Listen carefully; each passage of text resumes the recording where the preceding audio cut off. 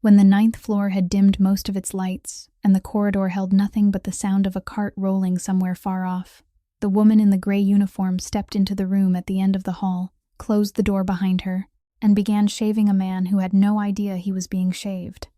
"Elevator 2 is broken again," she said, in the ordinary voice of someone talking while they work. "There's a sign on it saying they're fixing it. That sign's been up since spring." She worked slowly, soaking a cloth in warm water and laying it over his face to soften the skin, drawing the blade in short strokes along his jaw, working around the thin scar through his left brow, a scar whose origin she had never learned. On the wall across from the bed hung 47 crayon drawings held up with medical tape, a fish, a bridge, a dog with 4 long legs of uneven length, and in every one a yellow sun sitting in the same corner of the page. "She made you some more," she said, folding the razor and slipping it into her pocket. "I told her there's a man who's sick and has to lie there looking at a blank wall. She asked me what color he likes. I didn't know, so I told her yellow." On the windowsill stood a glass jar with 3 stems of geranium cut from the pot on her fire escape. Because she had no money for flowers, the man in the bed had not moved in months, and in the visitor log beside him, 7 straight weeks had passed with no name but a nurse's handwriting, until one name began repeating in the same small square, day after day, printed carefully, sometimes early in the evening, sometimes before the sun came up. His chart carried a name that did not belong to him. The man was Emmett Kane. He controlled 6 freight routes along the river that ran through that city, and more than 200 people rose from their chairs whenever he walked past, yet not one of them had pushed that door open in 7 weeks. There was only a housekeeper who cleaned the floor at night, who did not know him, owed him nothing, and stood to gain nothing from a man who might never open his eyes again. She lowered the blinds, carried her bucket to the door, then stopped and spoke into the dark, softer than anything she had said before. "Don't you die on me. You're the only one I've got to talk to. So why did she come back every single night? And why was she the only person in that building who knew who he really was? If this story reaches you, leave a like, drop a comment, share it with someone who comes to mind, and subscribe to our channel for the stories still to come." There was one thing the woman didn't know as she laid warm towels over the face of the man lying motionless before her. In the place where he had once stood, no one had ever dared to sit while he was still on his feet. The warehouse at Berth 12 was so vast that every voice came back twice, beneath a high sheet metal roof and low-hanging lamps that cast murky pools of yellow light onto the floor. The smell of machine oil mingled with the river air slipping in through a rolling door left slightly open. A space had been cleared in the middle of the concrete floor, and there stood exactly 1 blue plastic chair, the kind people set out on their porches in summer. Sitting in that chair was a man named Ronan Keel, who had worked for the organization for 11 years. Nearly 40 people stood around him in a broad arc, every one of them staring down at their own feet. No one smoked. No one spoke. Ronan Keel had been skimming shipments for half a year. Not much, never much, only enough that no one would have seen it in the records unless they truly wanted to look. But Emmett Kane wanted to look, and Emmett Kane always saw. He came in through the rolling door, neither fast nor slow, his gray wool coat hanging open, both hands out of his pockets. 40 people straightened at the same moment, as though someone had pulled a single invisible cord through all of them, and the only sound in the entire warehouse was the strike of his shoes against the concrete. He didn't walk straight to Ronan Keel. He stopped beside a stack of pallets, pulled out a second plastic chair identical to the first, lifted it in one hand the way a man might carry a chair into his backyard, brought it over, set it down across from Ronan Keel, and sat. 2 men sat on 2 plastic chairs in the middle of an empty warehouse, their knees less than an arm's length apart. Kane leaned forward, rested both elbows on his thighs, and asked Ronan Keel, in that low, warm voice so many people had mistaken for kindness over the years, how his mother had been doing. Ronan Keel looked up, and for one very brief moment, something close to hope appeared on his face. He said his mother was very weak, that she'd been bedridden for a long time, that they'd moved her 3 times because the previous facilities had run out of room. Kane nodded slowly. He asked for the name of the place where she was staying now. Ronan Keel gave him the name, a low row of buildings on the west side of the city, and Kane repeated it once, very clearly, the way someone repeats an address so he won't forget it on the way home. Then he asked how much her care cost every month, and when Ronan Keel told him the amount, Kane didn't even frown. He simply looked at him for a long while, then said that beginning that month, The old woman wouldn't have to move anywhere again, that he would cover everything, and that she would remain there for as long as she wanted. Ronan Keel began to cry. He couldn't say anything. He only raised both hands and covered his face, while the entire warehouse remained still, and not one of those 40 people dared breathe too loudly. Kane let him cry. He sat quietly in the plastic chair, his hands hanging loosely between his knees, his eyes lowered to the concrete floor, patient as a man waiting for the rain to stop. Then he stood. He bent down, placed one hand on Ronan Keel's shoulder, and left it there just long enough for the man to raise his eyes. Kane told him there was nothing wrong with a man taking care of his mother. What was wrong was not asking. Ronan Keel nodded again and again, saying he would pay everything back, saying he only needed time. Kane didn't answer. He took his hand from the man's shoulder, turned, and walked out of the circle of light beneath the lamp. Only after he'd gone several steps did he speak to Desmond Vaughn, who was standing at the edge of the darkness. His voice dropped lower, so low that the people farthest away had to guess at the words instead of hearing them. He told Vaughn to get him away from this riverfront. Vaughn gave one very small nod. The rolling door shrieked against its track as someone pulled it down, and the warehouse at Berth 12 sank into a kind of silence that not one of those 40 people would forget for the rest of their lives. The blue plastic chair remained there in the middle of the concrete floor beneath the low-hanging lamp. The next morning, someone stacked it with the other chairs beside the pallets, and no one ever mentioned it again. In every meeting for 16 years, Emmett Kane had repeated the same sentence, and everyone who worked under him knew it by heart. He said the chair wasn't a person. Anyone could sit in it, as long as the wheels kept turning. He'd said those words for years with the pride of a man who believed he'd built a perfect machine, and he wouldn't understand what those words truly meant until the night his car went through the railing of a bridge. It rained through the entire evening, the kind of late spring rain that didn't fall hard but refused to let up, enough to make the streets gleam and stretch every light into a long ribbon trailing behind the wheels. Emmett Kane sat in the back seat of his car, his gray wool coat folded across his knees, listening as Desmond Vaughn spoke over the phone about 3 shipments due at the docks the following week. Kane answered in short sentences, his eyes fixed on the wet glass beside him. The car climbed onto the bridge, rising along the gentle grade, while the steel suspension cables crossed the window frame in steady intervals, like someone counting. The driver said something about the road being slick. Kane couldn't remember whether he'd answered. What he did remember, and what would remain the only clear thing in his mind for many months afterward, was a pair of headlights suddenly sweeping across the rearview mirror, so close that the entire cabin flashed white for a single instant, bright enough for him to see every individual thread in the upholstery on the back of the seat in front of him. Then came a short, dry sound. It wasn't long. It didn't echo. It sounded nothing like the things people heard in movies. It was simply metal striking metal, and then it was gone. After that came the long, scraping sound of the bridge railing. After that came the water. They later told him that 3 cars stopped on the bridge in less than 2 minutes, that a man driving a pickup truck climbed over the railing without waiting for anyone's permission, and that by the time the rescue boat arrived, the revolving red lights had been sweeping back and forth across the black surface of the river, long enough for the people standing on the bridge to begin believing that no one was going to be pulled out alive. But they did pull him out. The coal truck that crossed the bridge that night had no license plates, and none of the people who stopped could remember which direction it had gone. Emmett Kane was taken to a private clinic on the north side of the city, a low red brick building set back behind a line of trees, with no large sign facing the road, the kind of place people only knew existed if someone told them about it. On the admission form, in the space reserved for the patient's full name, someone had written a name that didn't exist, a name so ordinary that no one bothered to look at it twice. For all the months that followed, every sheet of paper taped to the head of his bed, every placard outside his room, every line entered into the physician's orders carried that same name. They placed him in the last room at the end of the corridor, on the 9th floor, a corner room with a small adjoining sitting room that no one ever used. On the first night, 2 men in dark coats were stationed in the hallway, one at the far end of the corridor and the other directly beside the door, and they stayed there continuously, changing shifts before dawn, never speaking to the nurses, never leaving their posts, even when someone pushed a medication cart past them. Desmond Vaughn was at the clinic before daylight. He stood in the 9th floor hallway, with his gold-rimmed glasses pushed up onto his forehead, holding a stack of papers a woman from the administrative office had brought down to him, and he signed them one by one, slowly, asking twice about lines he didn't understand. At one point, he had to set the pen down, remove his glasses, press his fingers against the bridge of his nose, and stand that way for a long while before he could continue signing.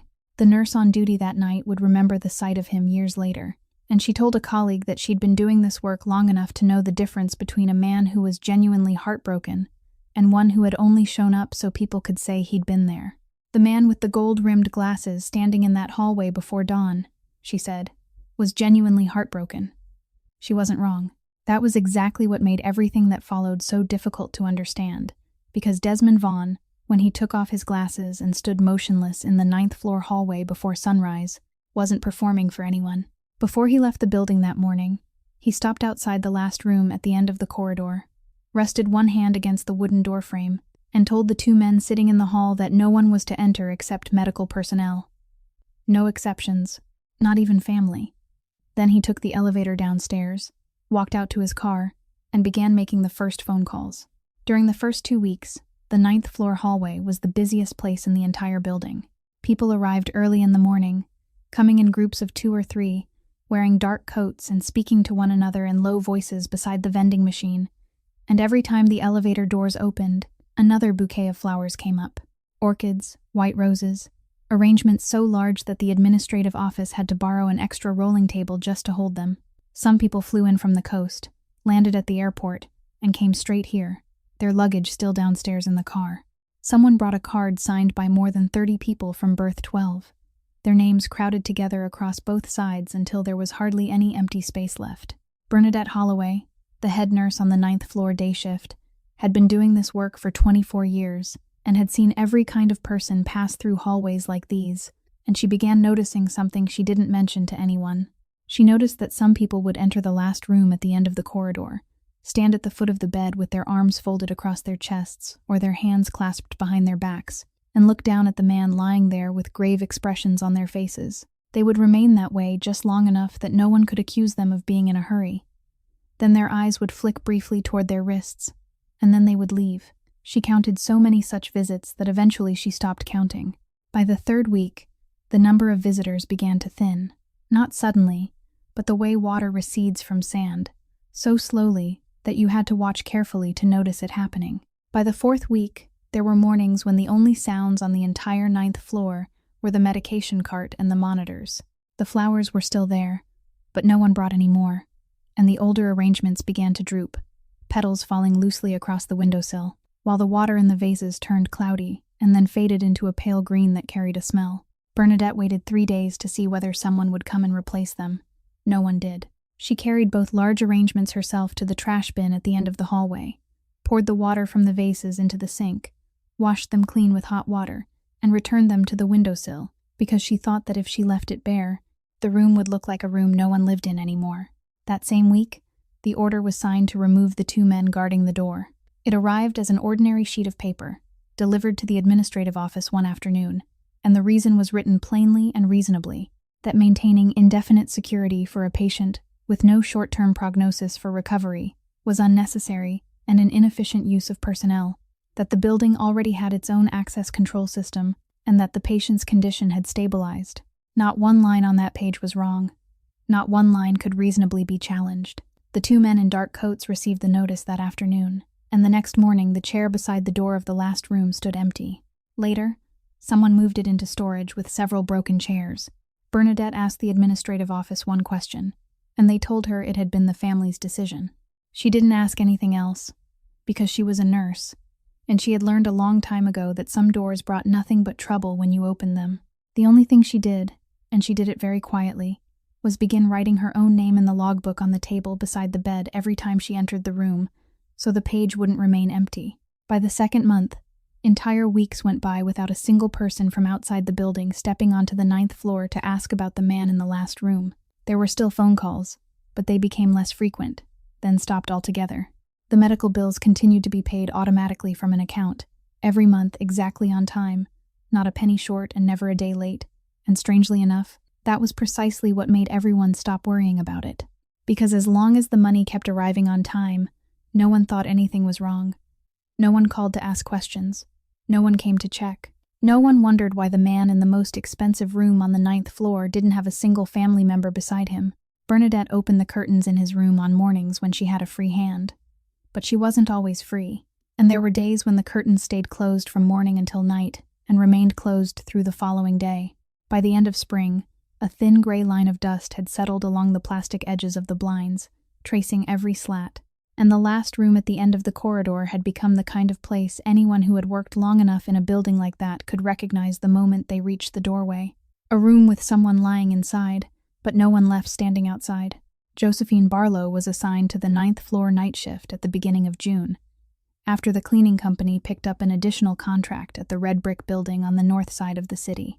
She took the shift because it paid a little more than the afternoon shift, and because it started after she'd already taken her daughter to Mrs.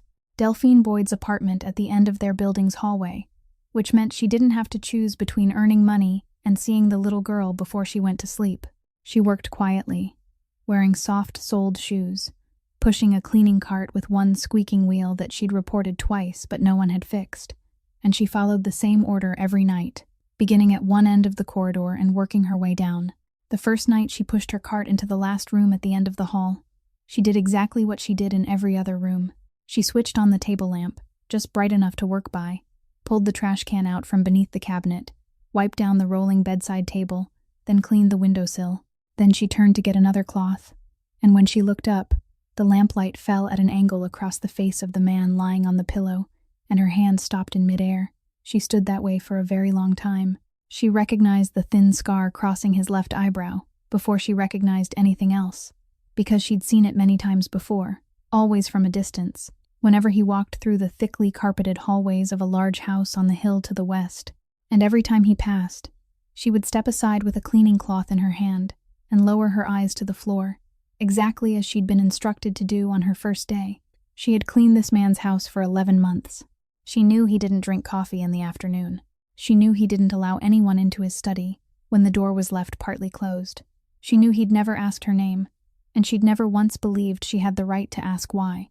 She looked down at the placard clipped to the head of the bed, a machine-printed card with black letters on a white background, and on it was a name she'd never seen before, a name so ordinary that she'd glanced over it twice that night without giving it any thought. She stood there with the cloth in her hand and felt something very cold move down her spine, because she understood at once, without anyone having to explain it to her, that the name on that placard wasn't an administrative mistake. She pushed her cart out of the room earlier than usual that night. She didn't tell anyone. She didn't tell the supervisor sitting downstairs recording work hours, didn't tell the 2 women on her shift when they sat eating sandwiches in the changing room during their break, and she especially didn't tell Mrs. Boyd when she went to pick up her daughter before dawn. For the next 2 weeks, she cleaned the last room faster than any other room on the floor. She went in, wiped everything down, emptied the trash, and left, her eyes never lifting from the floor, and she always closed the door behind her, as though closing it might somehow make what she knew feel lighter. Some nights she stood in the hallway outside that door and told herself that none of this had anything to do with her, that she was a woman who cleaned floors for an hourly wage, that the people lying behind doors like these had an entire world of their own, and that world had never had a place for someone like her. Then she thought about the fact that no one came. It wasn't something anyone had told her. She saw it for herself, because the person who cleaned a floor at night knew better than anyone which rooms had someone sitting beside the bed until late, and which rooms didn't, which chairs were pulled out and pushed back in every evening, and which chairs remained in exactly the same place week after week until their legs left faint marks on the floor. By the end of the 2nd week, on a night when a light rain was falling outside, she pushed her cart into the last room at the end of the corridor and didn't start cleaning right away. She set the cloth down on the edge of the cart. She walked around the foot of the bed, went to the window, and stood there for a while, looking at the blind cord hanging beside the aluminum frame, with its small plastic bead at the end, yellowed from years of being pulled by human hands. Then she reached up and pulled it. The blind rose with a dry, rasping sound, dust drifting down onto the windowsill, and the light from the street lamp outside poured into the room in a broad strip, falling across the white blanket, across the 2 hands resting straight at the man's sides, and across his face. The room changed completely. Josie stood still, with one hand still wrapped around the cord, and she thought that what she'd done was so small, it hardly deserved to be called an act at all, and that no one had done it for 7 weeks. It happened on a weeknight, when Josie had already pushed her cart down to the ground floor and was taking off her apron in the changing room when she realized her rubber gloves weren't in the side pocket of the cart. They were the pair she'd bought with her own money, because the ones the company issued tore after only 3 nights. And when you were paid by the hour, $4 was still $4. She took the stairs because elevator number 2 still had the same notice taped to it from spring. And when she pushed open the fire door into the 9th floor hallway, all the overhead lights had already been turned off, leaving only the row of low wall lights, casting a pale yellow glow close to the floor. She walked down the corridor, and she knew immediately that something wasn't right, because the door to the last room stood open by the width of a hand, while she remembered very clearly that she'd closed it. She pushed the door open. The room was dark. Beside the bed, under the faint blue light spilling from the monitor screen, a man in a white lab coat was standing next to the IV stand with his back to the door, both hands raised to eye level, his fingers doing something very neat and precise at the connection in the tubing. Josie stopped at the threshold. The man turned around. He didn't startle. He didn't hurry. He simply turned in the natural way someone turns when he hears a knock at the door. He looked to be around 50, with neatly cut gray hair and glasses, and he smiled at her, a calm, pleasant smile, the kind of smile an older man might give while doing familiar work on an ordinary evening. He said he was the night technician, that he'd come down to perform routine checks on a few things on this floor. Josie said she'd forgotten her gloves. He nodded and told her to go right ahead. Then he lowered his hands, smoothed the sleeve of his lab coat, picked up the canvas bag resting on the chair, and walked out. At the doorway, he paused and held the door open for her to enter first, and he even made a casual remark about how the weather was milder tonight than it had been the night before. Then he walked down the hallway toward the elevator, not one step faster than the ordinary pace of a 50-year-old man who'd worked night shifts for years. Josie found her gloves in the bottom drawer of the cabinet. She stood in the dark room for a while with the gloves in her hand, and she heard the elevator open and close at the other end of the hall. The next morning, during shift change, she asked Bernadette Holloway a question she'd been thinking about all the way home. She asked who the 9th floor night technician was. Bernadette was writing something on a board, and she looked up at Josie. She said the 9th floor didn't have a night technician. She said that if a machine broke, the nurse on duty called down to the 2nd floor, and someone came up within half an hour, and she added that no one had called the 2nd floor at all that week. Then she asked Josie why she wanted to know. And Josie, standing there in her gray uniform with her canvas bag over one shoulder, opened her mouth to tell her, then stopped, because she understood very clearly what would happen. She was the woman who cleaned floors at night, and the other man had been wearing a white lab coat. There were no cameras along that stretch of hallway, and she knew it because she cleaned beneath every ceiling on that floor each night. She had nothing in her hands except her own word. And she'd learned long before ever entering this building how much the word of a woman who cleaned floors was worth in a place like this. So she said she was only curious, and she went down the stairs. That night she returned to work, and while she was cleaning beneath the bed in the last room, her cloth caught on something small lying close to the wall. She pulled it out. It was a plastic specimen tube, about the length of a finger, with a purple cap and a small white label stuck to the side, bearing several handwritten symbols she couldn't understand. She picked it up, turned it slowly in her hand, and thought about leaving it on the table for the nurse in the morning. Then she changed her mind. She carried it to the linen closet at the end of the hallway, placed it on the top shelf behind a stack of folded towels, where no one would reach unless they were changing linens, and closed the cabinet door. She didn't know why she'd done it. She would forget all about it for months. But from that night on, Josie changed the way she worked. She began cleaning the entire 9th floor quickly, so quickly that she was often finished an hour and a half earlier than before, her hands moving constantly without stopping, and she saved the last room for the end. Then she pushed her cart inside, closed the door, and stayed. She sat in the chair beside the window until her shift ended. Some nights it was 2 hours, some nights it was 3. She told herself she sat there because she was tired, because the room was warmer than the changing room on the ground floor, because sitting was sitting no matter where you did it. She told herself she was only cleaning. He opened his eyes on a morning in early August, long after the night shift had handed things over and the woman in the gray uniform had gone home before sunrise. It wasn't like the movies. There was no sharp gasp, no one shouting for a doctor. He simply returned to his own body, one layer at a time, slowly and in fragments, like a man rising from the bottom of deep water without knowing which direction led to the surface. First came sound, the steady rhythm of a machine somewhere to his right that he couldn't name. Then came the ceiling, white, divided into squares, telling him nothing. Then came his throat, raw as though it had been scraped from the inside, and when he tried to swallow, there was nothing there to swallow. He tried to lift his right hand. It stayed where it was on the blanket. He tried again, and this time his fingers curled slightly, only slightly, and the effort left the skin at his neck and temples soaked with sweat. He turned his head to the left. It took him a very long time. On the wall across from the bed were crayon drawings taped up with medical tape, covering the space from the light switch all the way to the corner, and Emmett Kane, the man who had run 6 freight routes along the river that cut through this city, lay there staring at a drawing of a dog with 4 long, uneven legs and had absolutely no idea where he was. Bernadette Holloway came into the room close to noon to change the water pitcher, and she dropped the entire tray. For the next half hour, the room was crowded with people. Someone shone a light into his eyes. Someone told him to squeeze a hand. Someone kept repeating a name that wasn't his, and he heard all of it, but couldn't say a single word. The doctor used the word rare 3 times before he managed to stop himself. By afternoon, when most of the people had finally left, Bernadette followed the same procedure she'd followed for 24 years. She carried the chart out to the nurse's station, found the line for the emergency contact number, and called.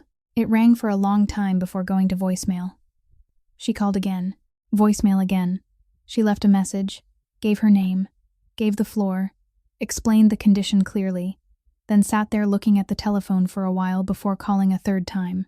On the 3rd call, it didn't ring at all. It went straight to voicemail from the very first second, and Bernadette Holloway set the receiver down, sat upright in the swivel chair at the 9th floor nurse's station, and thought about the paper ordering the removal of the 2 men who had been stationed in the hallway, the paper she'd read at the end of spring. That evening, when she went into the room for one last check before handing over the shift, the man in the bed was looking at her. His lips moved. She bent down very close. It took 3 attempts before she understood him, and what he said wasn't a question about his condition, nor was it anyone's name. He asked for the telephone. Bernadette hesitated, then brought in the corded telephone with the long wire from the small adjoining sitting room, stretched the cord into the bedroom, placed the receiver on the pillow beside his ear, and dialed each number as he spoke it, every digit separated by several breaths. Someone answered on the other end after 2 rings, and it was a woman's voice. Emmett Kane closed his eyes, gathered everything that was left inside his chest, and spoke. His voice was rough, broken apart, almost nothing more than breath passing through a throat that had been held open by a tube for months. But Louise Marchetti recognized it immediately, and she shot to her feet from the chair in her office at berth 12. The first thing he said wasn't that he was alive. He told her not to let anyone know that he'd opened his eyes. He repeated it once more slowly, to make certain she'd heard every word. Louise Marchetti said she understood. She didn't ask why.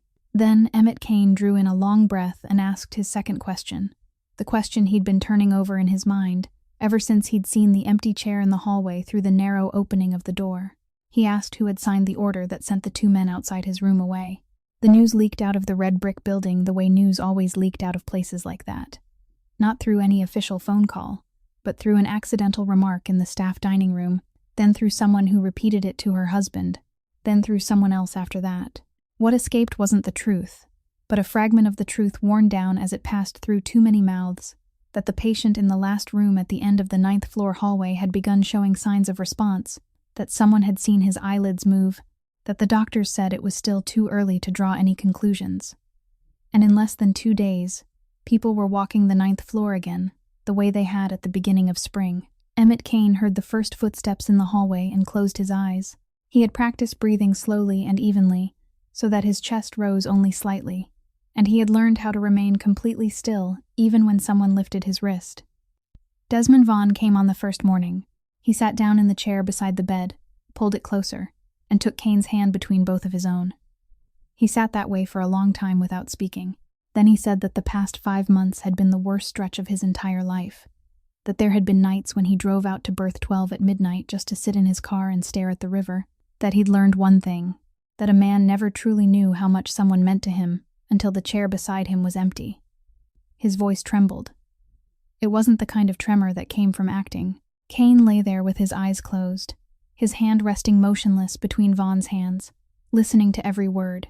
And he thought that this was the most frightening part of all, because if Desmond Vaughn could sit there with real tears in his eyes, then it meant Desmond Vaughn didn't see those two things as contradicting each other at all. Walter Brenner didn't come. The old man sent a large flower arrangement with a handwritten card, the lettering neat and slanted in the style of a generation that had still been taught proper penmanship in school, saying that not one day had passed when the entire board hadn't hoped for his return, that he'd believed in Emmett's endurance from the very beginning. The arrangement was placed in the corner of the room, and Bernadette had to bring in another rolling table. Gideon Frost flew in from the coast at the end of the week. He entered the room carrying a bottle of wine wrapped in paper, set it down on the table, then laughed at himself for having brought it, and he said that he thought about Emmett every day, not as something polite to say, but truly every day, that there were mornings when he picked up the phone to call and only then remembered.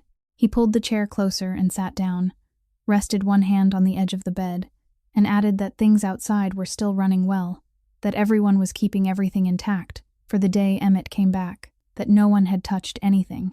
Then he sat in silence for a while. Then he looked at his wristwatch. Then he stood up. 11 people came during those 3 weeks. Kane remembered every one of them. He remembered which voices were high, which carried the wheezing breath of men who had smoked for years, who pulled the chair closer, and who stood at the foot of the bed, who spoke at length, and who only rested a hand on the bed frame for a moment before letting go. He remembered who called him by the false name printed on the placard at the head of the bed, and who didn't call him by any name at all. He lay motionless for 3 weeks in the darkness behind his closed eyelids, placing each person into a separate place in his mind, exactly the way he had once sorted freight into separate sections of a warehouse, and he felt no anger, because anger was a luxury for people who still had enough strength to be angry. What he felt instead was a cold and deeply familiar calm, the same calm he'd always felt when he sat down in a plastic chair across from a man in a warehouse.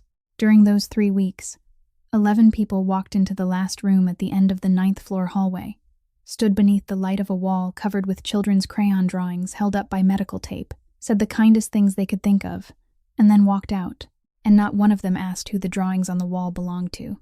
During the day, the last room at the end of the corridor was full of people, but at night it still belonged to Josie, and through those 3 weeks she had no idea that every word she spoke was falling into a pair of open ears.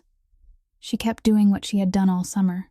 She cleaned the entire floor quickly, saved that room for last, pushed her cart inside, closed the door, then sat down in the chair beside the window. She told him things she didn't tell anyone else, not because they were secrets, but because there was no one else to tell. She told him that the number 42 bus had changed its schedule, and now she had to wake up half an hour earlier. She told him about Mrs. Delphine Boyd at the end of her apartment hallway, who was 84 years old and still walked to the market by herself. She told him about the manager at the hotel where she worked the day shift, who had deducted money from her paycheck for a missing towel that she knew with certainty wasn't her fault. Some nights she told him about the debt that had been hanging over her since her mother got sick, a number she'd memorized so completely that she no longer needed to look at the paperwork. Some nights she told him about the man who had walked away when her daughter was only 2 years old, and she spoke about him in the calm voice of someone who had stopped being angry a long time ago. She said all those things into a room she believed was empty, and it was precisely because she believed that she was able to say them at all. That night, she came into the room later than usual because elevator number 2 still hadn't been repaired and she'd had to take the stairs twice. She brought a few geranium stems she'd cut that morning, wrapped in a damp piece of newspaper. She changed the water in the glass vase, arranged the flowers, then began talking. And that night there was more happiness in her voice than usual. She told him that Poppy's teacher had kept her at the school gate for 5 minutes to praise the little girl, that the teacher said Poppy had an unusually good eye for color for her age, that they'd put one of her drawings on the board in the main hallway instead of the board inside the classroom.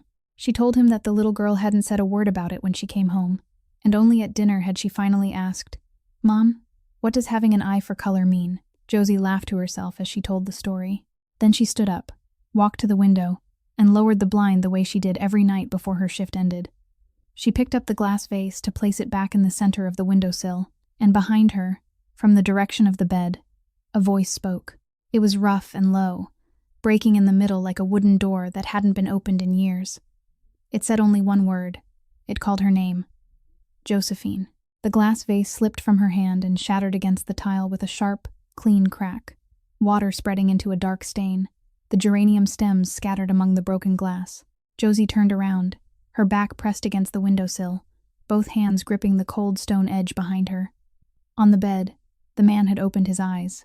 He couldn't lift his head, but he had turned his face toward her, and in the pale yellow light from the table lamp, she could see very clearly that those eyes were fully awake, and that they had been awake that way for much longer than she had ever imagined.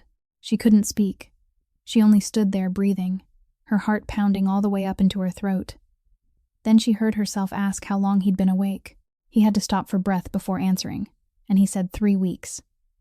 Josie raised one hand to cover her mouth. 3 weeks. That meant he'd heard her. That meant everything she had said in this room, every number, every name. The night she'd sat in the chair beside the window and spoken aloud the one thing she'd never told another human being, all of it had gone into a pair of open ears. Heat rushed into her face, the raw shame of someone who had been seen completely, without ever knowing she was being watched. She said she was sorry. She said she would clean it up right away, and she dropped to her knees and began picking up the broken glass with her bare hands. He said her name a second time. She looked up, and the man lying in the bed, the man who had spent 3 weeks motionless while 11 people walked into that room and lied beside his ear, looked down at her and told her that she was the only person in the entire building who hadn't lied to him once. The following night, just after Josie set a new vase on the windowsill, a glass one she'd bought with her own money to replace the one she'd broken, Emmett Kane asked her how much she needed. He asked in the rough voice that had improved slightly over the past few days. And he asked directly, without circling around it, the way someone might ask the price of something sitting on a shelf. He said he knew about the debt, knew the amount, even knew the name of the credit organization behind it. And he said the whole thing could be over in the course of a single morning if she wanted. Josie stood still beside the windowsill, her hands still wet from the water. She said thank you, and she said she didn't need it. Kane asked again, more slowly, and this time he added something about her daughter starting middle school in a few years, and how much tuition at a good school on the west side of the city would cost, a number he recited with exact precision. Josie listened to all of it, then asked whether he wanted the blinds pulled all the way down tonight or left halfway open. The next morning, when Bernadette pushed the medication cart into the room, she found a thick file sitting on the rolling bedside table that hadn't been there the night before. No one had seen who brought it in. Inside that file was the entire life of a woman who cleaned floors on the night shift, neatly arranged by category and marked with colored tabs: date of birth, place of birth, the name of the high school she'd left during her senior year, 2 phone calls placed to the number of a divorce attorney 4 years earlier, her apartment address, the landlord's name, the amount of rent she paid each month, and the date it was due, payroll records from the cleaning company, payroll records from the hotel, the name of the elderly neighbor who watched her daughter, the name of the girl's homeroom teacher, a copy of the paperwork for the outstanding debt, along with the monthly payment history stretching back for years, never once more than 2 weeks late.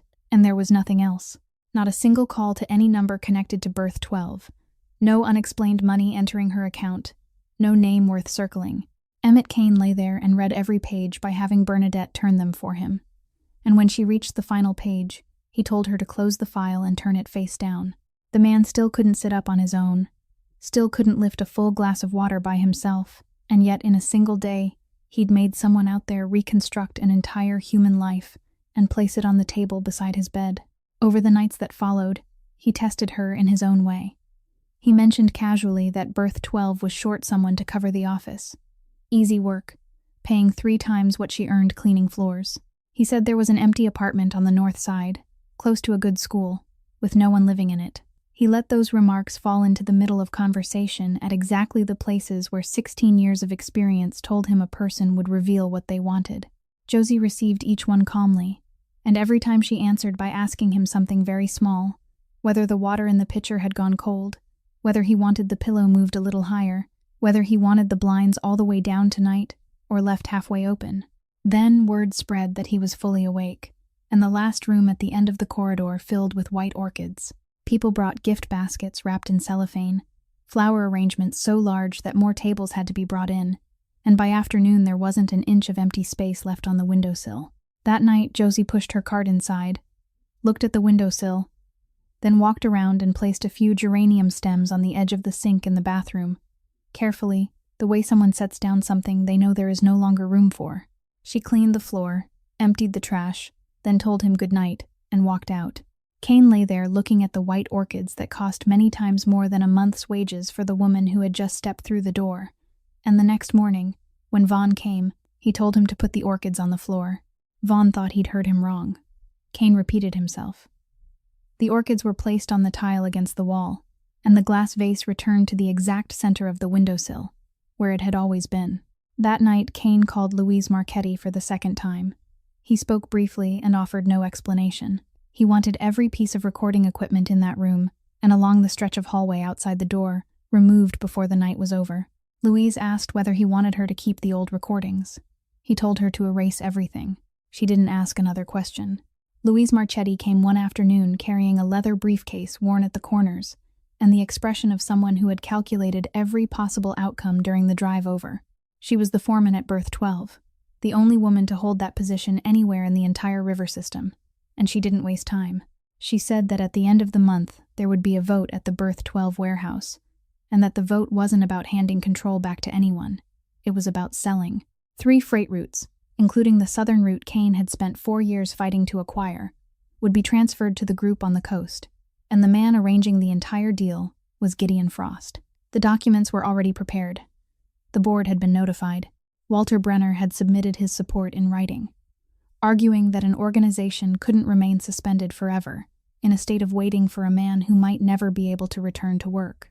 She placed a copy of the schedule on the table beside the bed, and said that if the deal went through, what Emmett Kane eventually returned to would no longer be his organization, only its name. Kane asked how many days were left.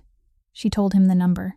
He lay still for a while, staring up at the paneled ceiling, then told her to go home and not come back again until he called. After Louise left, Kane lay there and attempted something he hadn't tried since opening his eyes. He planted both elbows against the mattress and tried to push himself upright. He couldn't. He tried a second time, and this time he managed to sit up, but the entire room tilted and went dark at the corners, and he had to let himself fall backward onto the pillow, breathing like a man who had just swum across a river. He lay there breathing that way for a long time. Then he tried a third time. That night, Josie was working her second shift in a row. She had finished cleaning the hotel that afternoon, eaten a pastry on the number 42 bus, then gone straight up to the 9th floor. She cleaned the entire floor the way she always did, quickly, her hands never stopping.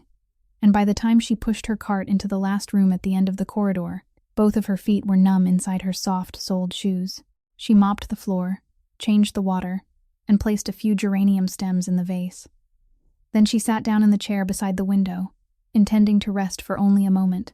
She fell asleep without realizing it, her head leaning to one side, both hands still resting in her lap, and she slept so deeply that nothing could wake her. When she opened her eyes, it was still dark, and there was a blanket over her shoulders. She sat upright, not yet understanding what had happened, one hand reaching up to touch the thin fabric draped across her shoulders. Then she looked toward the bed. Emmett Kane lay there with his eyes closed, his chest rising and falling violently, the collar of his hospital gown soaked through and clinging to his skin. Both of his hands were trembling uncontrollably on top of the blanket. Across the tile floor, the distance from the foot of the bed to the chair beside the window was about 4 ordinary steps. The second blanket that had been folded on the rack at the foot of the bed was no longer there. Josie looked at that stretch of floor, then at the man gasping for breath on the bed, and she understood. She sat very still in the chair for a long time, the blanket still around her shoulders. Then she stood. She walked to the bed without saying a word, and sat down on the edge of the mattress. She looked at his trembling hands, the hands of a man who had once made 40 people in a warehouse stand upright at the same moment, and she reached out and took one of them. She held it tightly, both of her hands wrapped around one of his, the way people hold the hand of someone who is cold. Kane didn't open his eyes. He didn't say anything, but his fingers closed around her hand, slowly and weakly, and they stayed there. Neither of them explained anything to the other. She didn't ask why he had dragged himself from the bed to the chair and back again just to cover her with a blanket. He didn't tell her why he'd done it. 2 people sat in the darkness of the last room at the end of the 9th floor hallway, hand in hand, while outside the window the street lamp shone the way it did every night, and for a very long time there was no sound at all except the breathing of the man in the bed, slowly becoming steady again. Beginning the very next night, the walking practice began, and it began without either of them ever saying aloud that it had begun. Josie finished cleaning the 9th floor earlier than usual, pushed her cart into the room, then pulled the blanket away from his legs and told him to sit up. Kane managed it after 3 attempts. She slipped one arm beneath his armpit, planted her foot on the floor right beside his so she could block him if he slipped, and together they rose in the darkness of a room where all the overhead lights had been turned off. The man stood nearly a head taller than she did and weighed far more, and in the first instant when all that weight came down onto her shoulder, Josie thought she was going to fall with him. But she didn't. She had carried full buckets of water up 9 flights of stairs for months, and there were kinds of strength a woman who cleaned for a living acquired that no one could see from the outside. They went out into the hallway after all the ceiling lights on the floor had been switched off, leaving only the row of low wall lights casting their glow close to the floor. The first step held. On the 4th, his left knee folded, and he pitched sideways, and Josie barely had time to turn him so that his back slid down the wall instead of striking the tile. They sat there for a long while at the base of the wall, both of them breathing. Then he said to get up. The second time they made it farther, almost as far as the fire door, and then both of his legs abandoned him at once. This time he went all the way down to the floor, one shoulder striking the tile, both palms spread wide to catch himself. Josie bent down and slid her hands beneath his arms to help him up. Kane knocked her hands away. He didn't say anything. He simply brushed her arm off him with one short, decisive motion, then stayed there on the cold tile of the 9th floor hallway. Both hands braced against the floor, his head bowed, breathing. Josie straightened and stepped back once, then she stepped back again. She folded her arms across her chest and stood there watching, and she let him do it himself. She understood, not through reason, but through the kind of understanding that came from years of cleaning houses for many kinds of people, that sometimes helping a man to his feet was the quickest way to take away the last thing he still had. He pressed both hands into the floor. He pulled one knee beneath him. The knee slipped out. He pulled it back again. It took a very long time. So long that Josie had to bite the inside of her cheek to keep herself from stepping forward. And through all of it, there was no sound in the hallway except his ragged breathing and the scrape of his palms against the tile. Then he made it to his feet. He stood there with one hand gripping the wall, his back bent, his hair plastered with sweat against his forehead, and he raised his eyes to her. In the pale yellow light rising from near the floor, there was something in those eyes that 40 people in the warehouse at Berth 12 had once seen and learned to avoid by lowering their gaze to their own shoes. Josie didn't look down. In her ordinary voice, the same voice she used when talking about broken elevators and changed bus schedules, she told him not to look at her like that. She said that through all the months he'd lain in that bed, she had been the one taking care of the things a man couldn't take care of for himself. Things none of his 200 people knew about and never would. She said she'd seen him in a condition no one else had ever seen him in, so that look didn't work on her. Then she added, more softly, that she wasn't afraid of him. Emmett Kane stood leaning against the wall in the 9th floor hallway, and he didn't answer with a single word. In 16 years, no one had ever said that to him. He only looked at her for a very long time, and something in those eyes had changed. Something that would never return to the way it had been before. While his legs were relearning how to bear the weight of his own body, his mind had been working again for a long time. Kane had people trace the truck from that night, and it took weeks because the vehicle had no license plates when it went onto the bridge. But they found it through a way station in the suburbs several miles to the north, where every truck passing through at night was photographed. From there they traced the owner, and the owner was a small transport company registered outside the city, a company whose office was listed as an abandoned warehouse, with no employees and no activity beyond owning 3 trucks. The name on the registration belonged to an old lawyer on the coast, and that lawyer's name had appeared 3 times in other files Kane had read over the course of his life, and all 3 times it had been connected to Gideon Frost. Kane lay there and fitted the pieces together. Frost had the clearest motive. Frost was the one arranging the sale of the 3 freight routes at the end of the month. Frost was the one who had flown in from the coast, sat down in the chair beside the bed, and said that he thought about Emmett every day. Everything fit together so neatly that Kane had already begun arranging the order of things in his mind. He knew who he would call first, what he would say, and who he would assign to do what. He had reached that point when Josie came into the room, as she did every night. carrying a few geranium stems wrapped in damp newspaper. She took the vase into the bathroom, poured out the old water, rinsed the inside with hot water, then brought it back and set it on the windowsill before beginning to arrange the flowers. As she worked, she said in a completely ordinary voice that there was something she'd been wondering about for a long time. She said that when she'd first started working this floor, one of the women on her shift had told her that there used to be 2 men sitting outside his door day and night, both wearing dark coats, and that one of them often asked for hot water from the linen room. She said the woman had told her that one day the 2 men had simply disappeared. Then she placed the last flower in the vase, turned to look at him, and asked who had signed the paper telling those 2 men to stop working there. She asked it the way someone might ask about the weather. She had no idea what she'd just said. Emmett Kane lay still on the pillow and stared up at the paneled ceiling, and inside his mind something had just slipped out of place and locked into another position.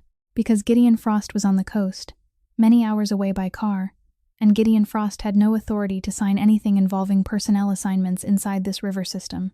Kane called Louise Marchetti the next morning.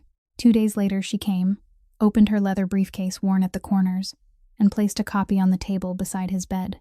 It was a completely ordinary sheet of paper, typed, 1 page long, with the justification written in the dry language of someone accustomed to drafting internal documents.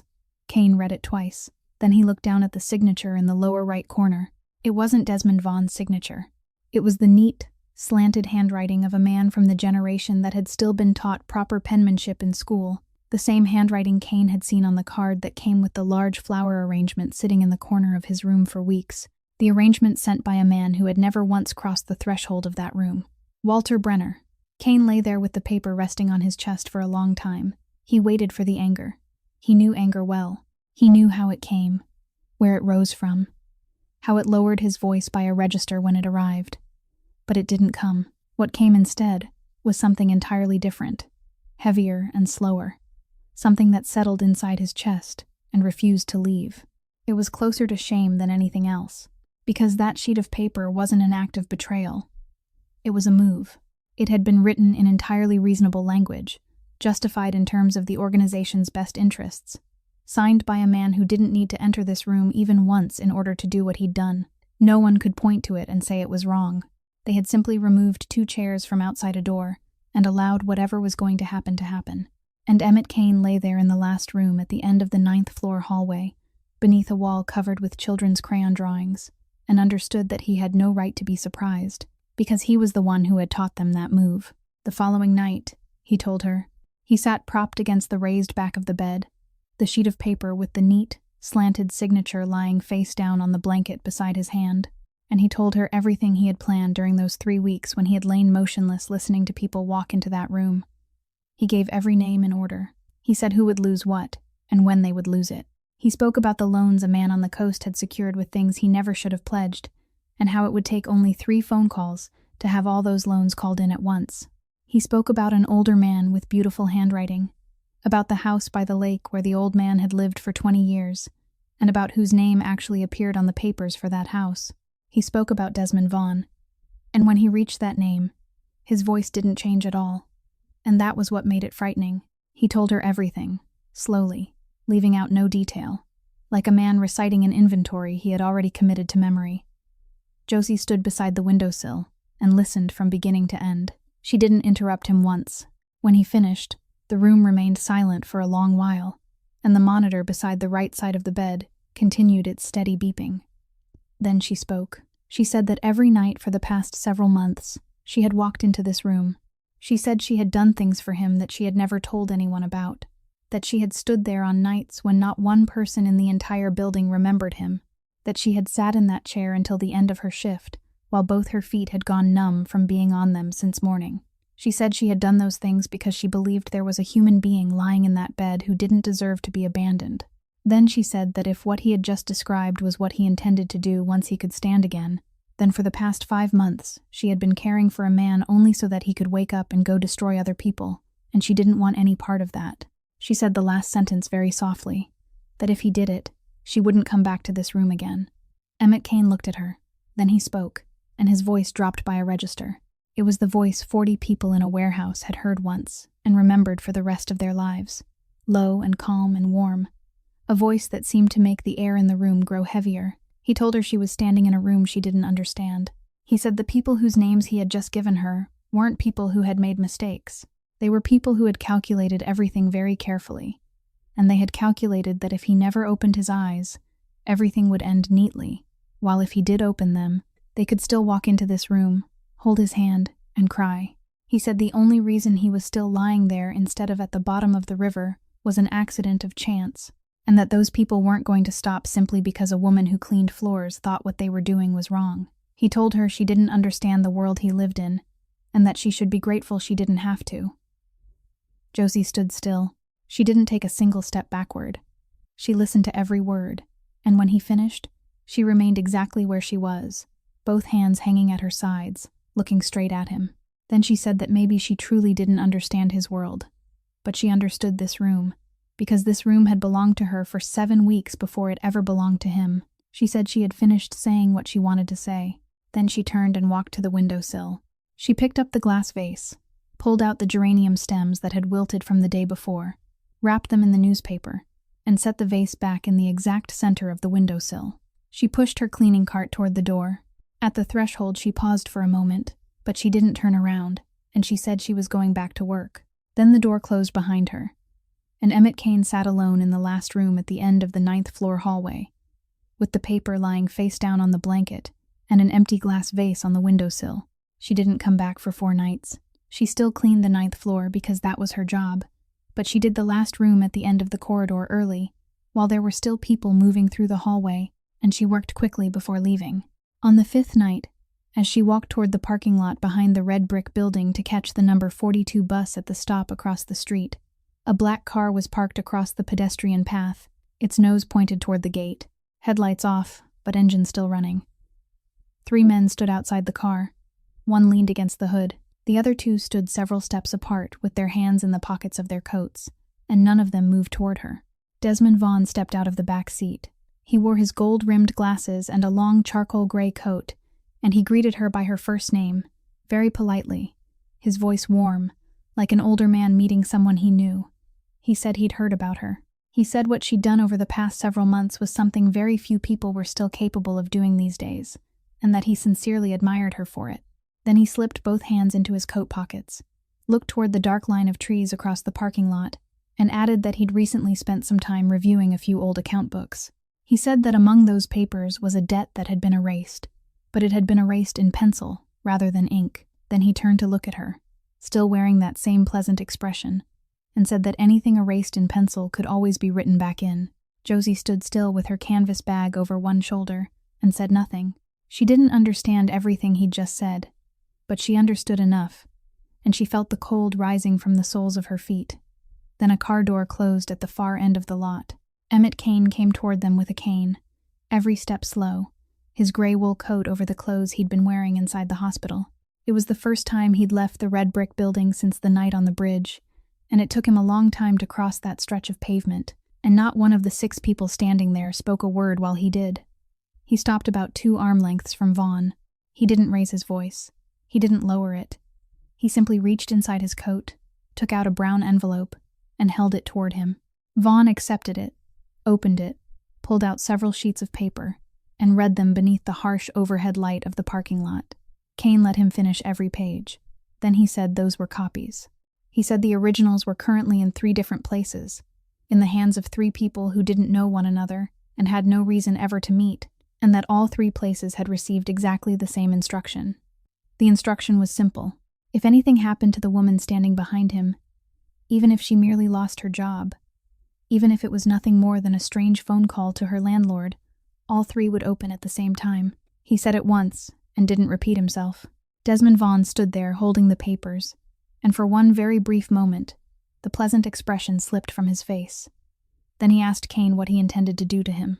And Emmett Kane, the man who had spent 3 weeks lying motionless while arranging an order in his mind, the man who had spoken that order aloud in the last room at the end of the 9th floor hallway and had been met by the steady gaze of a woman who cleaned floors, said that he wasn't going to do anything at all. He said he wouldn't touch Vaughn. Not with one finger. Not with one phone call. He said that at the end of the month there would be more than 200 people gathered in the warehouse at berth 12, and he would let those 200 people decide for themselves. Then he turned, planted his cane, and began walking slowly back toward his own car, one step at a time, his back straight. Vaughn stood watching him go, and he couldn't say another word. Josie walked beside Kane. She didn't support him. She simply walked beside him. When they reached the car, she asked how long he'd been standing there. He said he'd been there since before she came through the door. There was one question Emmett Kane couldn't push out of his mind after the night in the parking lot. And that question wasn't about Vaughn or Brenner or the vote at the end of the month. He had read the file on that woman from the first page to the last.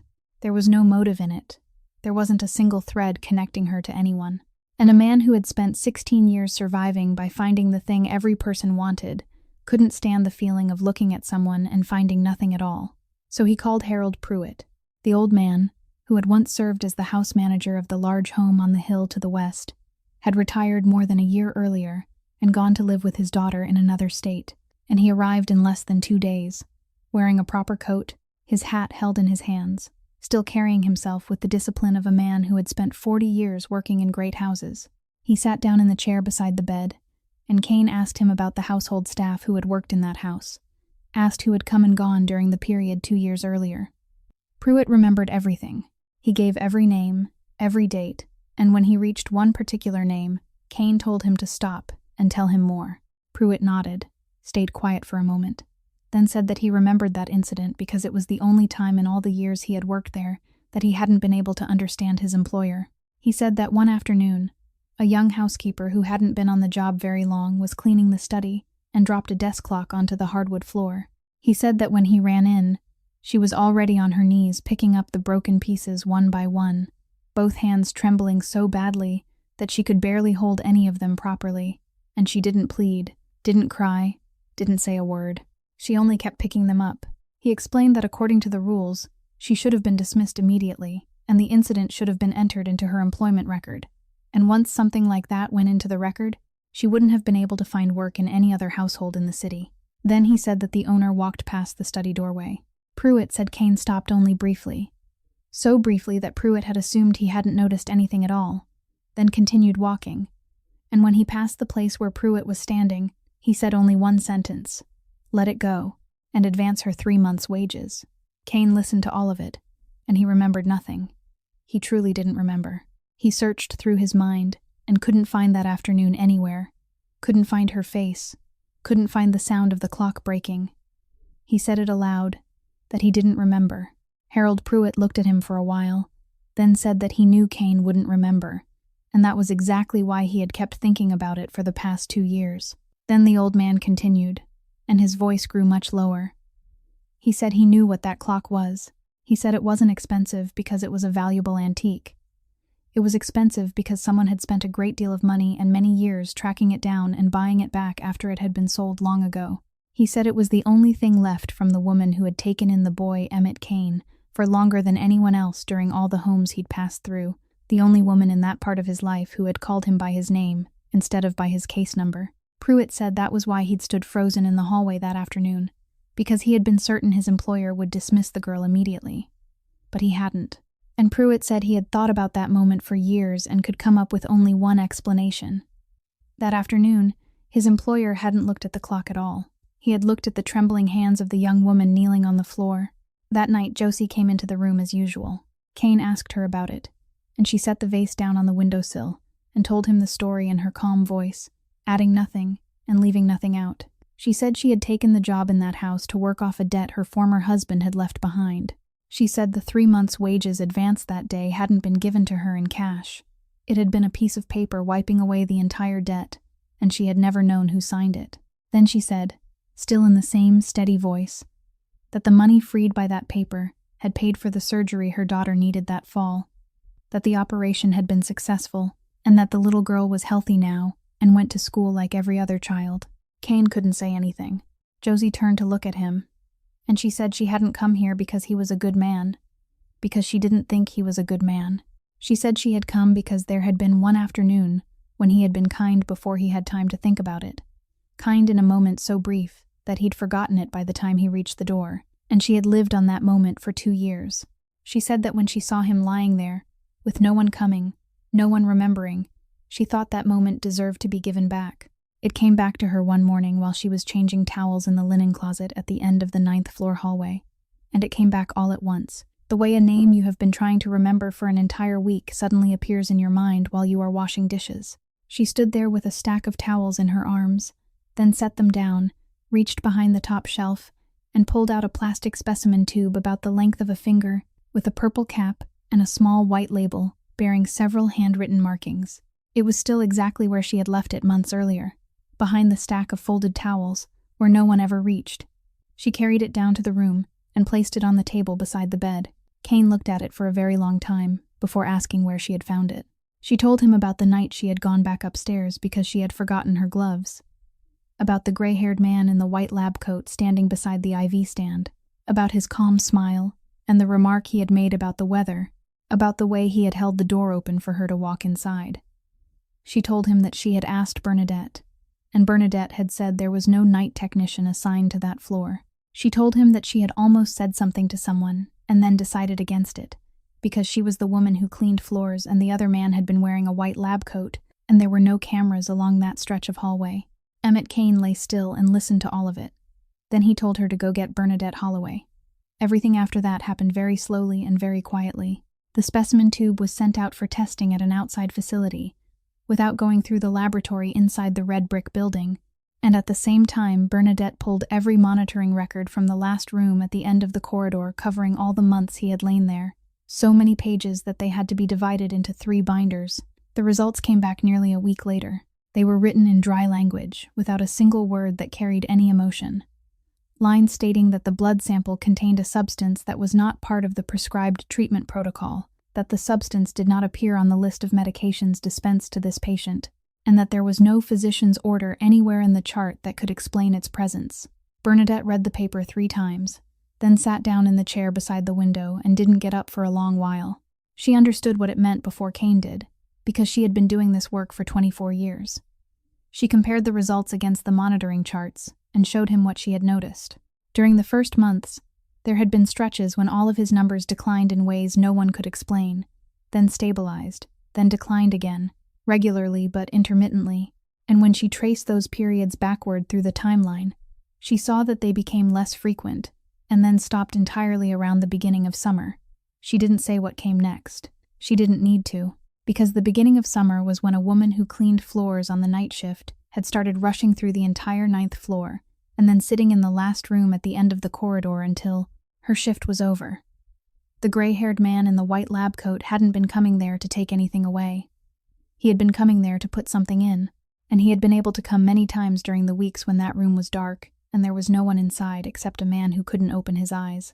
Then one night he walked in and found the table lamp still on, and a woman in a gray uniform sitting in the chair beside the window.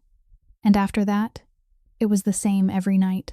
Emmett Kane lay in the last room at the end of the 9th floor hallway with the test results resting on his chest, staring up at the wall covered in children's crayon drawings, and he understood something he would carry with him for the rest of his life. He had spent weeks tracking down the truck from the bridge. He had spent 3 weeks lying motionless, memorizing the voice of every person who walked into that room. But what had truly kept him in this world wasn't any of those things. It was a woman who hadn't said a word to anyone, who had hidden a specimen tube behind a stack of towels and then forgotten all about it, and who had sat down in the chair beside the window night after night because she thought she was only cleaning. The vote was held in the warehouse at berth 12, on an evening near the end of the month, and long tables had been arranged in 3 rows across the concrete floor. 4 additional high-intensity lamps had been hung low overhead, and a large white screen had been stretched across the north end of the warehouse to display documents related to the sale. More than 200 people were there. Some had come from the southern docks. Some had driven in from the suburbs. And there were even people who hadn't set foot in berth 12 for many years. The atmosphere inside the warehouse that night carried the heaviness of a funeral everyone had known was coming. People spoke to one another in low voices, and no one sat in the seats along the first row of tables. Desmond Vaughn arrived early and made his way around the room, shaking hands with everyone, and he was very good at it. He remembered one man's wife's name, remembered that another man's grandchild had just graduated. Gideon Frost sat at the head of the table with his 2 lawyers and a file bound in blue. Walter Brenner sat 2 chairs away, both hands folded over one another on the tabletop. Then the rolling door at the south end rose, and Emmett Kane walked in. He came alone. No one supported him. No one walked ahead to clear a path, and he wasn't carrying a cane. He moved slowly, very slowly, one step at a time across the concrete floor, and throughout that entire walk, the warehouse was so quiet that people could hear water dripping from a leak in the sheet metal roof at the eastern corner. More than 200 people rose from their chairs, not all at once the way they once had, but this time one by one, slowly, without anyone telling them to. Kane walked to the front of the warehouse, stopped beside the white screen, and sat down in the chair that had been placed there for him. The meeting began. Vaughn spoke first. He stood, removed his glasses, and wiped them clean before putting them back on, then spoke for nearly 20 minutes about the months that had passed. He said an organization wasn't tested when everything was going well, but when the man at the top was no longer there. He spoke about loyalty, and he said that true loyalty wasn't standing still and waiting, but continuing to work, keeping the wheels turning when there was no one left to tell you they had to turn. He said the deal being discussed that night was painful but necessary, that it was the only way to protect the jobs of every person sitting inside that warehouse. He spoke beautifully. He always spoke beautifully, and Emmett Kane had promoted him twice for exactly that reason. When Vaughn sat down, there was applause. Not much, but there was some.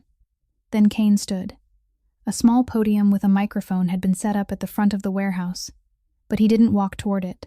He remained where he was, one hand resting on the back of his chair to keep his balance, and spoke into the microphone Louise Marchetti handed him. He said he wasn't going to give a speech. He said he only wanted everyone to see a few things, and that after they had seen them, the vote would still proceed exactly as scheduled. Then he nodded toward the far end of the warehouse. The white screen lit up. The first image was of a hospital room. It had been photographed from the doorway, capturing all 4 walls. There was a bed, several machines, a chair beside the window, and on the windowsill a glass vase holding a few stems of wildflowers. And on the wall opposite the bed, covering the space from the light switch all the way to the corner, were children's crayon drawings held up with medical tape, the edges of the paper overlapping, the rows uneven. More than 200 people in the warehouse looked up at the white screen, and no one understood what they were looking at. Kane didn't explain. He nodded again. The next image was a close photograph of a sheet of paper ruled into squares, enlarged enough that it could be read from the last row of tables. It was the first page of the logbook that had sat on the table beside his bed. It was crowded with names and times. Then came the second page, still crowded. Then the third, noticeably thinner. Kane said the name of each month as each page appeared, and he spoke in a flat, even voice, without rising or falling, the voice of a man reading through an inventory. Then came the pages after that. 7 weeks in a row. And across those 7 weeks, there was only one handwriting appearing again and again. The round, orderly handwriting of a woman who had been a nurse for 24 years and had signed her own name every time she entered the room so that the page wouldn't remain empty. Kane said her name. He said she worked the day shift on the 9th floor and didn't know a single person inside that warehouse. Then he nodded one final time. The next page appeared, and there, inside the same square, day after day, was a name written in the careful block lettering of someone accustomed to filling out forms. That name remained on the white screen longer than any of the images before it, long enough for more than 200 people to read the entire column from top to bottom, and Kane said nothing during that time. Then the image changed. This time there were 2 sheets of paper side by side. On the left was a 1-page internal document, typed, with its explanation written in the dry language of someone accustomed to drafting paperwork, stating that security coverage was being discontinued for a case with no short-term prognosis for recovery. On the right was the timesheet for the 2 men who had sat outside the 9th floor hallway. 2 columns of workdays running steadily downward before both stopped on the same line, followed by blank space, stretching to the bottom of the page. Kane read the date on the document. He read the final date on the timesheet. The 2 dates were exactly 1 day apart. Then the image enlarged the lower right corner of the document, and the signature there filled the screen until even the people sitting at the last row of tables could make out every stroke.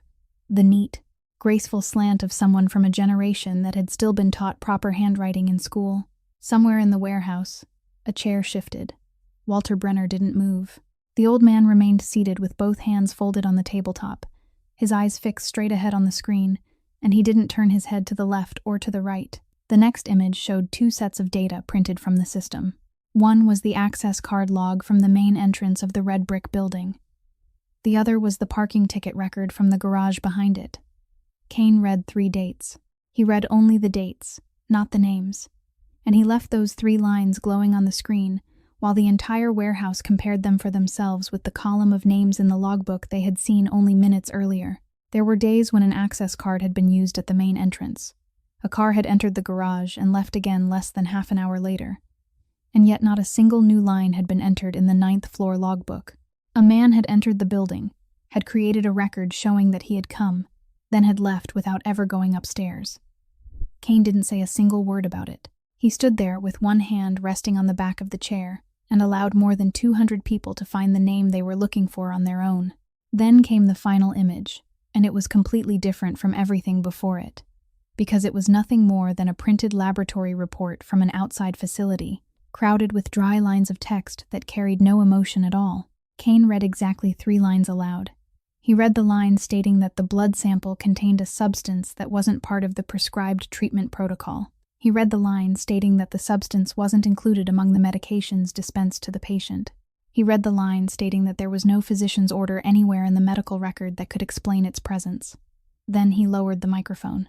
The warehouse at Berth 12 was so quiet that the water dripping from the sheet metal roof in the eastern corner sounded as clear as the ticking of a clock. More than 200 people sat there, and not one of them dared look at the person beside them. Kane raised the microphone again and said that this wasn't an accusation.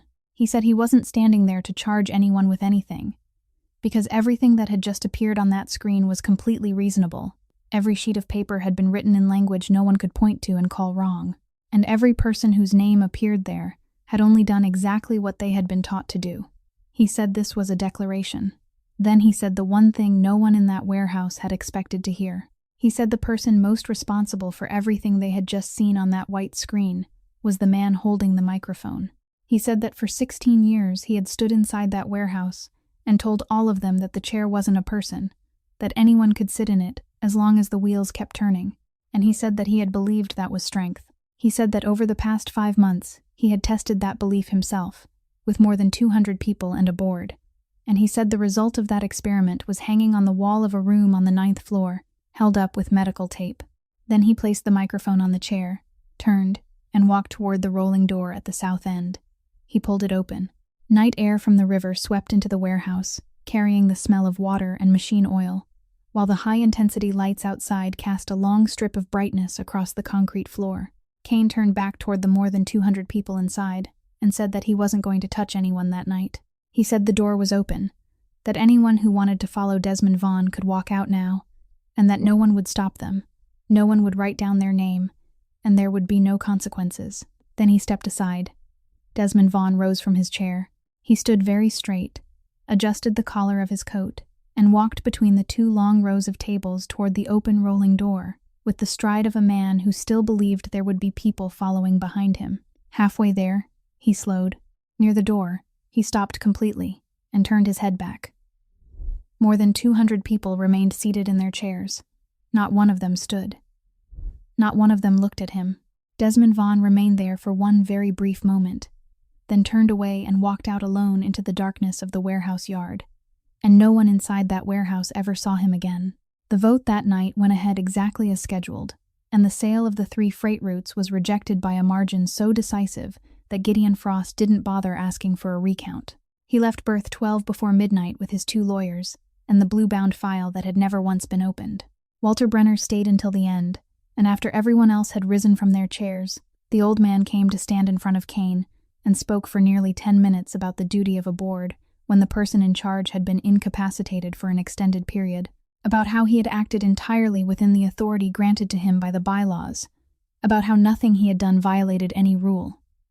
Every word he said was accurate, and not one of those words explained why he had never once crossed the threshold of that room. Kane listened to all of it, then said he understood, and he said nothing more. 3 days later, Desmond Vaughn's position was given to Louise Marchetti.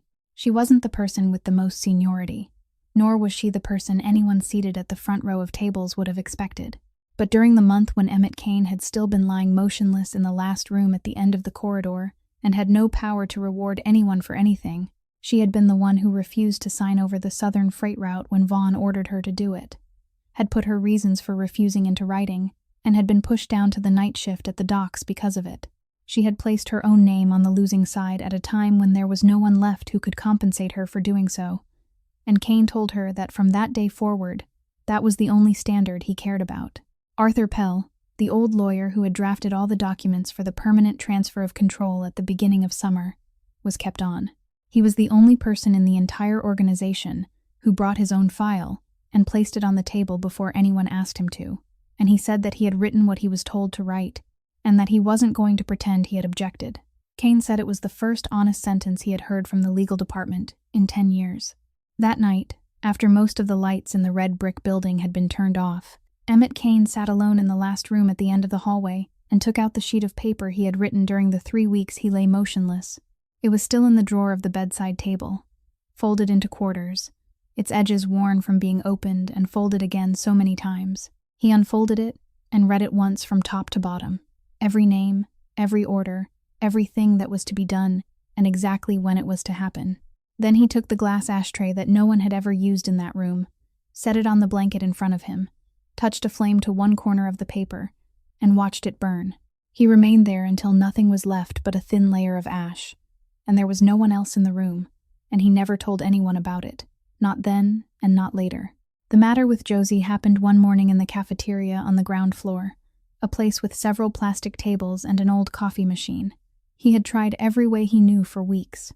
He offered to pay off everything that was still outstanding in her name. He offered her a house in her own name on the north side, near good schools. He offered her a position at Berth 12 with a salary she would never earn by cleaning for a living. She refused every one of them, calmly each time, without offering a long explanation. That morning he asked her why. He said he had spent 16 years finding the thing every person wanted, that he had never met anyone he couldn't figure out, and that she was the first. Josie sat quietly for a while. She reached out and turned the paper cup on the table, a quarter of a turn. Then she said that her daughter would grow up eventually, and that one day Josie herself would be lying in some room, in some building, and when that day came, her little girl would be at work, because she would have to work. She said she wanted nothing more than to believe that when that time came, some stranger, someone who didn't know her and owed her nothing at all, might be willing to walk into that room and raise the blinds for her. Emmett Kane sat across from her in the cafeteria on the ground floor, and he couldn't say a single word. 1 year later, on an early summer morning, Emmett Kane walked through the front doors of the red brick building on the north side of the city without needing a cane. On his chest was a small plastic badge printed with nothing but his first name. No title, no logo, exactly the kind of badge the building issued to volunteers who had completed orientation and signed the same agreement as everyone else. The program had been created with his personal assets, rather than with any funds from the organization, because he wanted to make certain that no accountant in the future could cross it off an expense sheet on the grounds that it didn't generate a profit. The idea was so simple that many people asked him to repeat it after hearing it the first time. Fresh flowers would be delivered every week, and they had to be carried all the way into the patient's room, rather than left at the reception desk. The blinds would be raised in the morning and lowered at night by someone whose assigned responsibility was to do exactly that. And no long-term patient on the list would be allowed to go more than 2 days without having a person who wasn't wearing a white lab coat sit down in the chair beside the bed. Bernadette Holloway left the day shift. She had worked for 24 years to coordinate that list, and she told her colleagues that it was the first job of her life that made her feel lighter when she went home than when she arrived. Josephine Barlow no longer cleaned floors at night. She opened a small cleaning company with 9 employees, all women who had once lost jobs because of some anonymous phone call made to their workplace, women no one else would hire after their names had been marked in a file. Emmett Kane was her first client, and he paid exactly the market rate, not a penny more, because that was the only condition she would accept, and she had made it clear from the beginning. That morning, in the last room at the end of the 9th floor hallway, there was a man in his 60s who had been lying unresponsive for several weeks, and the final entries in the logbook on the table beside his bed were all written in the handwriting of medical staff. Kane entered, set his bag down on the chair, walked to the window, and raised the blinds. Light poured into the room in a broad strip across the white blanket, just as it had once poured in on a night of light rain when someone had raised those same blinds for him for the first time. Then he sat down in the chair beside the window, opened the newspaper to the sports section, and began reading aloud to the man in the bed, because Josie had once told him that people could still hear, even when they couldn't answer. Out in the hallway, in the sunlit waiting area beside the windows, an 8-year-old girl sat at a low table coloring. She was drawing a yellow sun in the upper left corner of the page, the same corner where she always drew it, and she was waiting for her mother to finish work so the whole family could go out for ice cream, just as they had promised the day before. When Kane walked past, the little girl looked up at him for a moment and asked if he was the man who liked her fish, the man who had once controlled 6 freight routes along the river running through that city, the man who had once made more than 200 people rise from their chairs whenever he walked into a room, stood there in the sunlit hallway, and needed a very long moment before he could answer that yes, he liked it very much, and that he still kept it. There are acts of kindness we do before we have time to think, things so small that only seconds later we have already forgotten them. A moment of forgiveness, a nod, a simple sentence saying let it go. And sometimes, many years later, the very moment we forgot becomes the only thing that comes back and keeps us here in this life. Because the worth of a human being has never been measured by how many people stand up when they enter a room, but by whether anyone is still willing to enter that room when they can no longer stand on their own. If today's story touched your heart, please subscribe to our channel, leave a like, and share this video so we can continue listening together to more meaningful stories every day. How did this story make you feel? And who was the person who once walked into your room when you couldn't stand on your own? Please leave a few words in the comments below. We truly hope to hear the feelings that come from deep within your heart. We wish you and your family abundant health, happiness, peace, and comfort in every day of your lives. Goodbye for now, and we look forward to seeing you again in the next video.